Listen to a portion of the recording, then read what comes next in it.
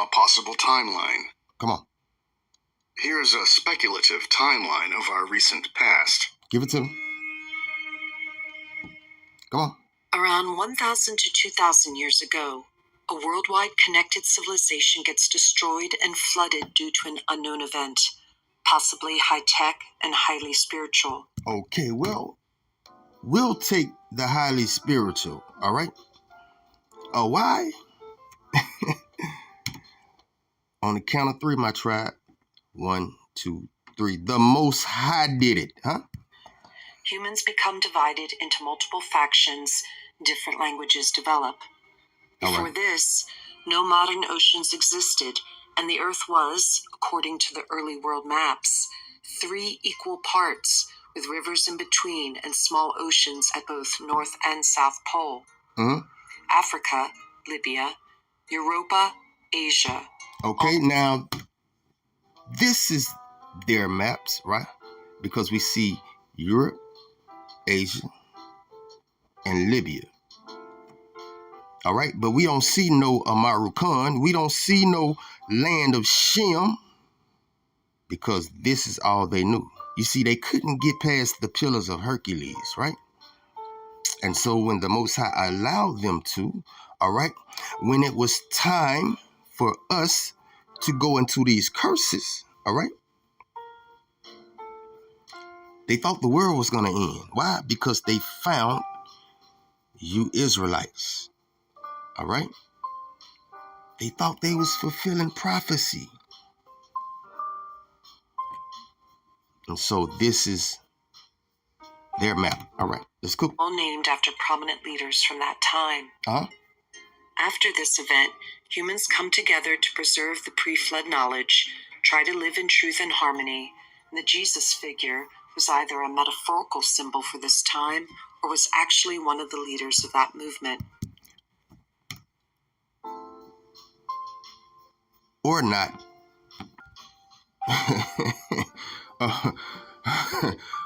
Or not. Okay. Will the real scholars please stand up? All right. And the penny dropped that Jesus, as a human being, never existed. Let's go. Let's cook. The presentation of the Jesus character, it's somewhat of a composite of many messianic leaders of the time. Well, let's just go back to the drawing board and we'll leave aside all of the assumptions of Christian history and let's just look at the text afresh and consider every possibility. Let's open the whole game up. Can you think that Christianity is really paganism by a different name?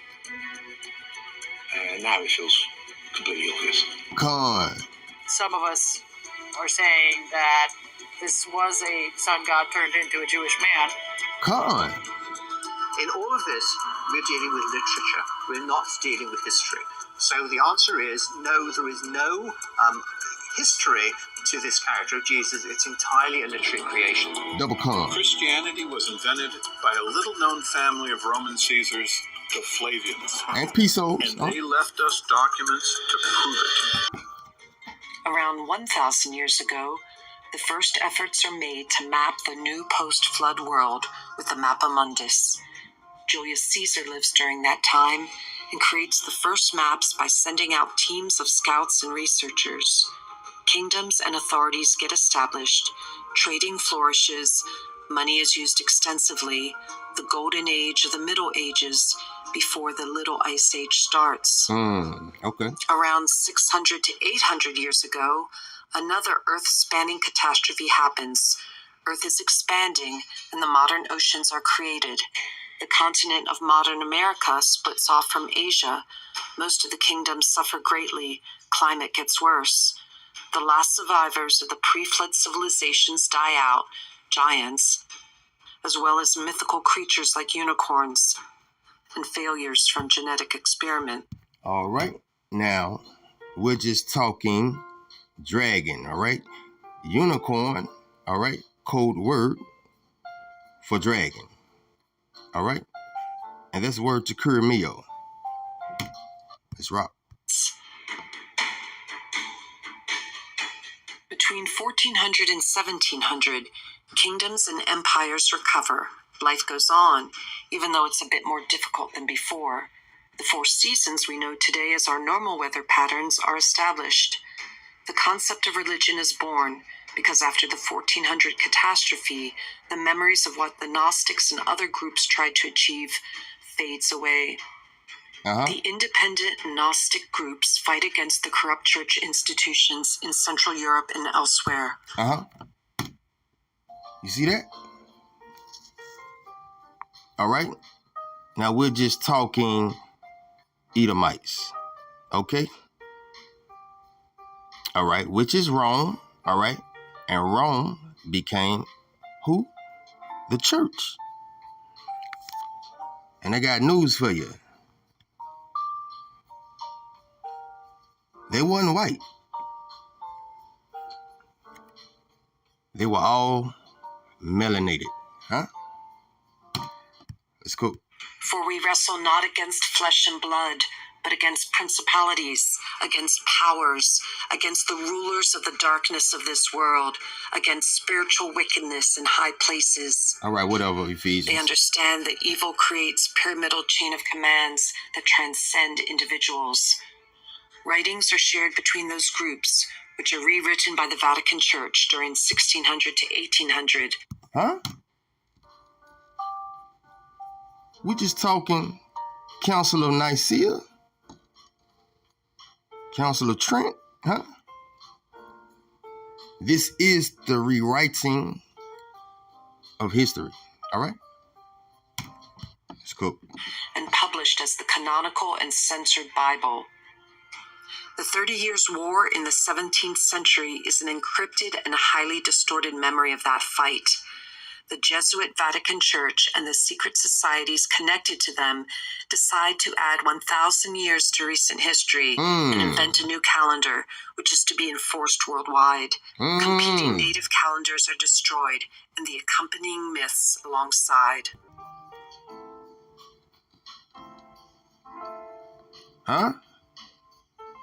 All right, 2 things she said, right? You know, the scripture being rewritten, right? And so we ask, who did that? We looking at him, black ass King James. All right, now look who he's talking to,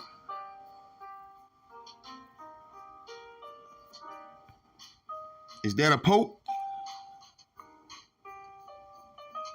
Hey, man, you know we got to rewrite they books and stuff, man. Look at him. Or black-ass King James. All right? All right, now another thing, all right, the adding of 1,000 years, So, what are we talking, Drop? We're just talking about the timeline, so we're saying what happened in his so-called dark ages, what happened in his so-called middle ages, what happened when we hear these Prester Johns popping up 300 years apart, what happened when we say that this Babylonian and Assyrian captivity could have easily gone down in the 1200s, that the book of Daniel could have easily been written in the 12th century. Come on. It's not just us going crazy. So these folks in Russia went through with the astronomy, matching stuff up, and they realized that these people literally started layering historical events, kings, on top of each other, or dropping them off in the past. 300 years apart. 1,000 years pushing it back. 1,800 years pushing it back. And it's the same king, but a different name in a different place, just to confuse you. Let's get a couple of minutes, because these people are researching this chronology.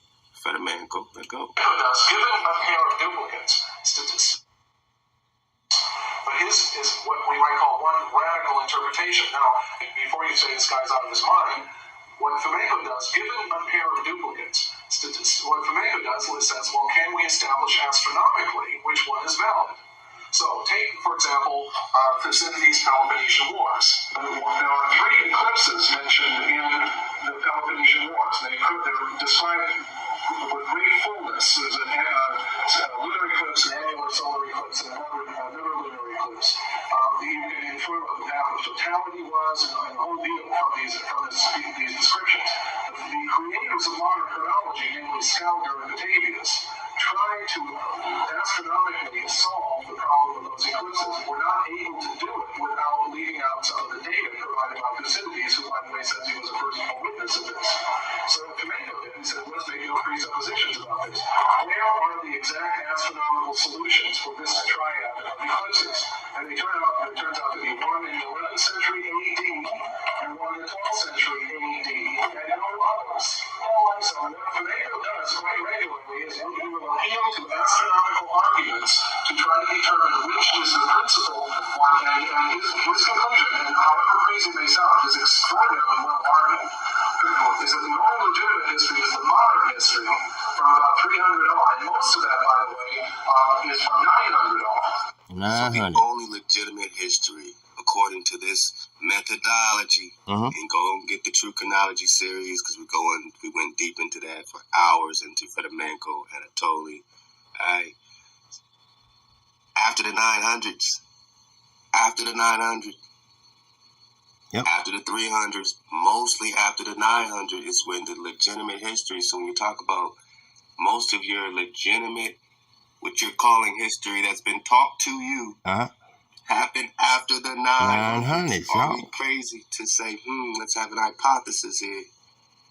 Did all this just happen, and just to disconnect us, they pushed it back to the BCs and pushed it back to times that seemed so long ago, so that your Israelite behind would not connect to the fact that your Israelite kingdom was just taken down?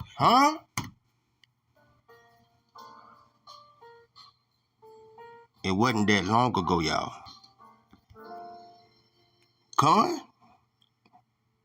You see that? Do you see that on the right-hand side?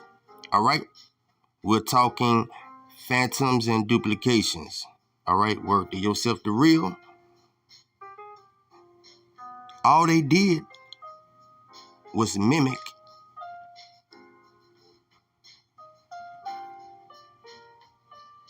you Israelites. You see that? All their paradigms, right? Their falsified paradigms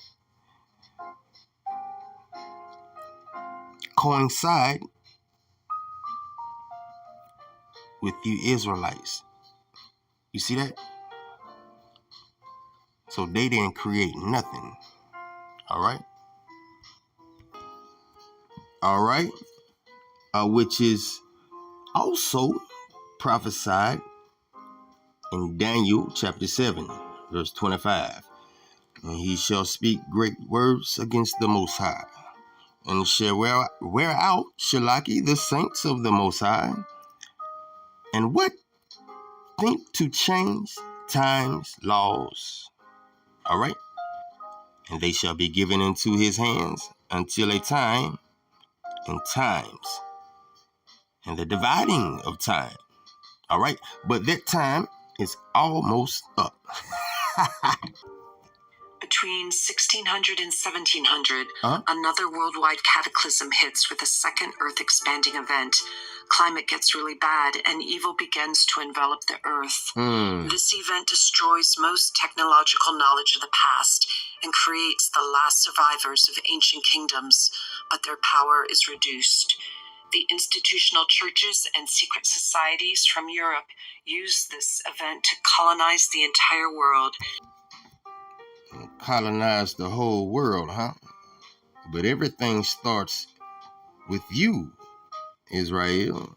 Deuteronomy 28, verse 25.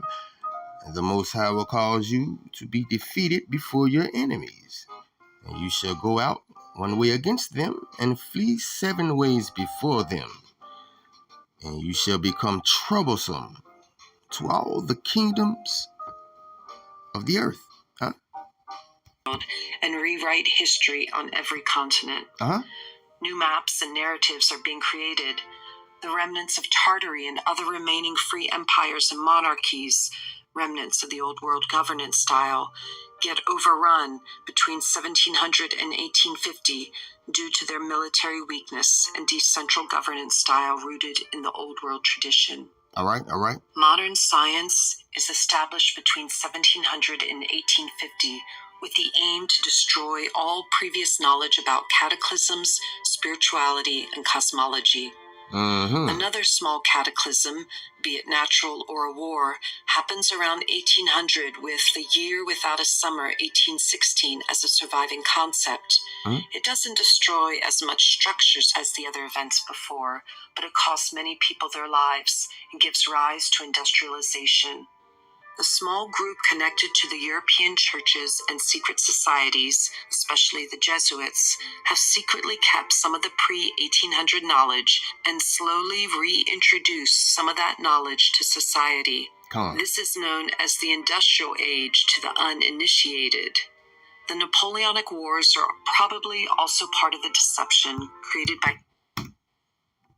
Now, I totally agree. All right. Napoleon is a question mark. All right. Probably a made up character. All right. Let's go. Academia to rewrite this event. Let's go. 1900. People all over the world, especially outside Central Europe, still remember some parts of the true history, and both fascism and socialism, communism are created to destroy all the remaining high culture in the Europe and eastern parts of the world. Come on. The two world wars lead to the destruction of large parts of European, especially German, architecture connected to the old world, and also the loss of significant knowledge of the past. Come on. Let's go. Grand technological and cultural reset. Let's go.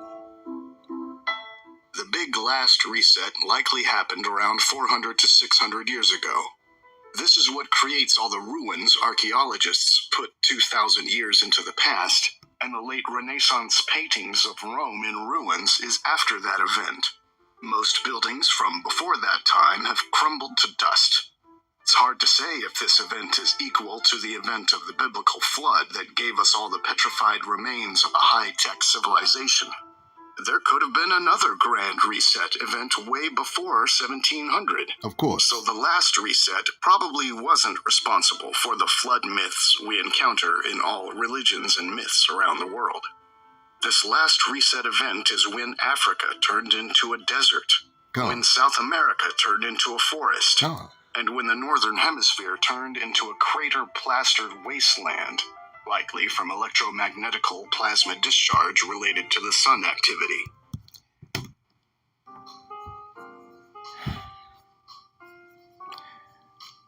All right, man, for the last time, try it on the count of 3.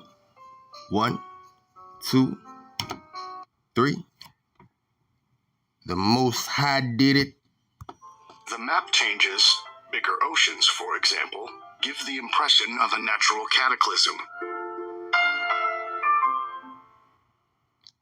It's cool. World War of 1800. Originally, I thought whatever happened around 1800 was another natural cataclysm, but it starts to look more and more like a world war. This war of sorts is also what causes what is often called the mud flood. It creates all the half-buried buildings, and the destroyed American cities happen at the same time or shortly afterwards. All right. All of the following events are roughly the same event, artificially split up by historians. Destroyed, burned down American cities. Dragons. American Civil War. Fake. New Madrid earthquake of 1812. Most High did it. Mystery eruption of 1808. Big dragon. Great comet of 1811. Big dragon. War of 1812. Fake. The year without a summer, 1816. Most High did it. Napoleon New Order in Europe. Fake. Mud flooded buildings. Most High did it. Both events, the Great Reset 400 to 600 years ago and the World War of 1800, would be tied together, because what's most interesting is what happened in between. I think the universal Renaissance-style architecture is evidence that after the last big cataclysm, a unified civilization built the neoclassical architecture and cities all over the world.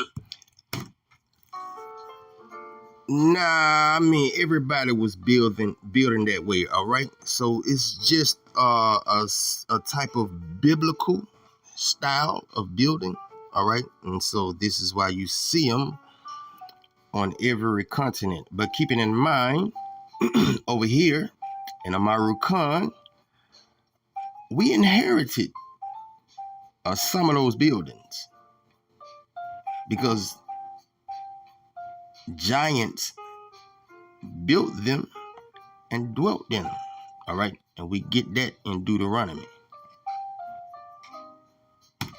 But we still cooking. Within a very short time period. It was a massive post-catastrophe effort of rebuilding society anew everywhere. And despite the cataclysm ending the classical age, they had so many resources and knowledge left that they were able to build all those buildings.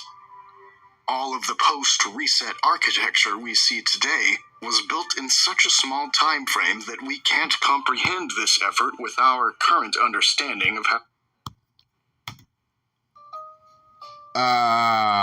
No, these structures have always been here, right? And now you do have the Moors, all right, adapting this style of building, all right? But them being put up in a short span of time, we doubt it. All right, but we still cooking though. How buildings can be built. Previously, I have suggested that, for example, the American War of Independence was probably not a war between the USA and Great Britain, but a war between USA, Great Britain on one side, and the original inhabitants of North America on the other side. Huh? Yahtzee. Body bag, Daniel. Huh? Everybody should know that by now. All right? Except for we was fighting melanated hijack. All right? Again, all right? We just cannot find Caucasian people in scripture. All right? And so this is indeed a more on more war, right? Israelite against Israelite. Yes. We were fighting amongst each other. All right?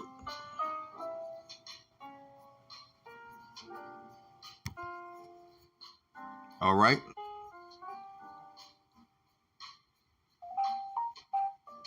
Now I'm going to ask my Aqua a question, right? What was that information that you was talking about? This information about black/melanated people being in Europe. And one particular sister, I can't think of her name. She identified as Moor. I haven't seen her content around for quite some time. I heard, and I don't know if it's for sure, that she was being threatened behind the scenes for putting out certain information. Wow. I don't know if that's the case. I can't remember her name. But she was actually the one that literally said what happened over here in the Americas, although I know this is a separate conversation. She was the one that publicly put it out there that what happened over in the Americas was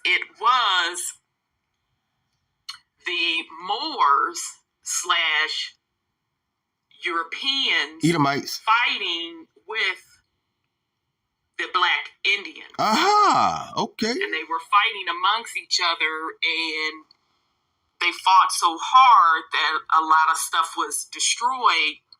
And she literally said, and I'm mixing up her quotation a little bit, that the white population was literally able just to step in and sit in the seat of power. Okay. And pretty much, man, you know, they were initiated, okay, to take control. And so what we surmise over here at Drive Nation is that somebody's playing possum. And it's these two motherfuckers right here, Moab and Edom. All right? And this is why the Most High has it out for Moab and Edom. Okay? You think I'm lying? All right. We're in the ladder of Jacob, the Apocrypha. All right. And I'll have you pay attention to 15, right?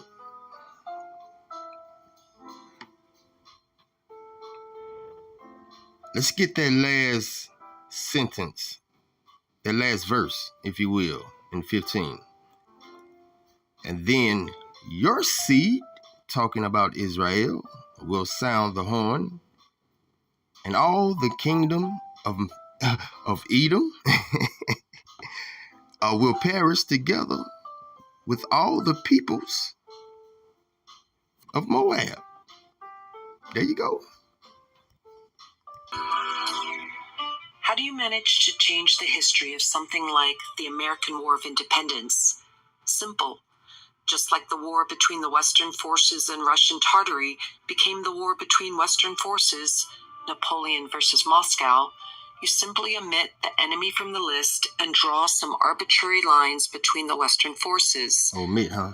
Note that the true enemy of the Westerners had to be included somehow, similar as the Tartars became mercenaries. The American Tartars became American Indians. Got it. Conveniently on both sides, so historians would not become suspicious when coming across historical evidence for an obvious conflict between natives and Westerners during the war.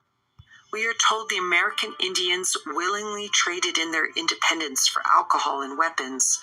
But what if they only succumbed to alcohol after their entire civilization was destroyed and the only thing that was left were a couple of tents? All right, we're going to deal with it. We're going to deal with it. We're going to deal with it.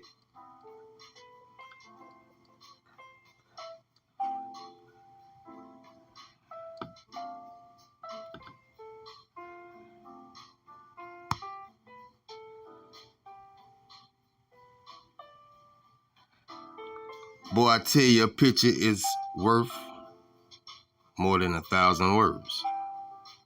All right? And so this looks like a classroom setting, right? And I see some real American Indians, all right? Look like students being taught that this guy right here, all right, right there, is an Indian. All right, so you see the brainwashing, right? Now, with the real American Indians, please stand up.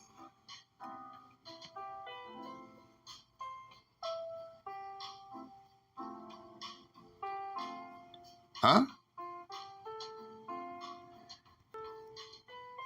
All right, nothing but the real ones. Can you please stand up for me? Look at the beautiful aquas, huh?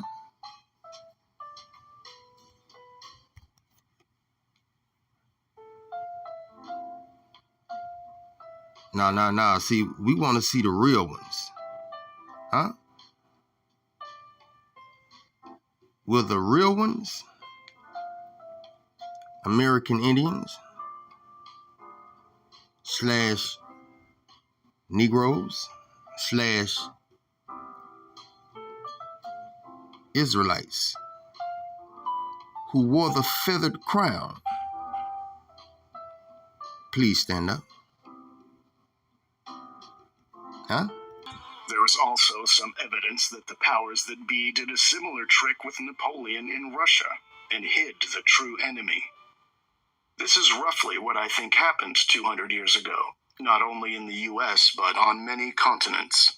The real enemy of the World War of 1800 has been omitted from history. All right.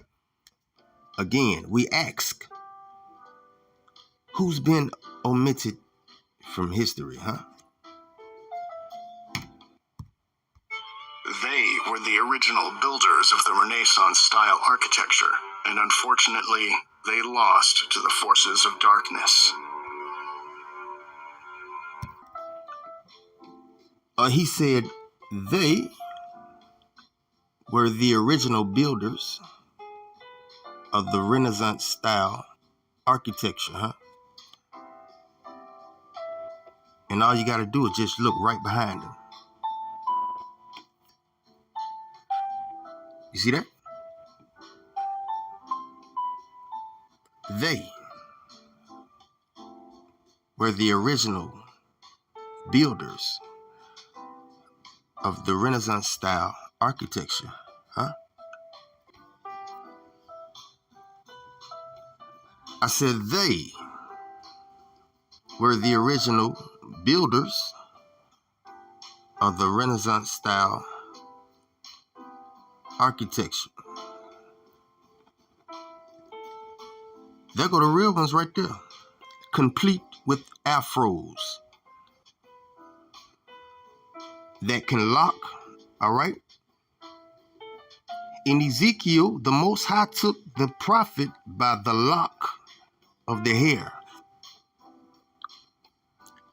There go the real ones. All right? I mean, Most High took Ezekiel by the lock of the hair. And so they were the original builders of the Renaissance architecture, huh? Okay? They, meaning the guy on the left with the feathered crown, because only Israelites wore the feathered crown. Okay? He would have been one of the original builders of the Renaissance architecture. Not his enemies standing to the right, okay? Which is an Edomite and a Moabite, okay? You can tell Moab because they like to cover their head, all right? Turbans and shit.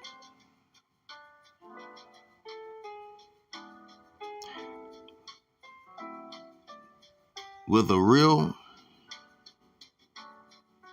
ones please stand up?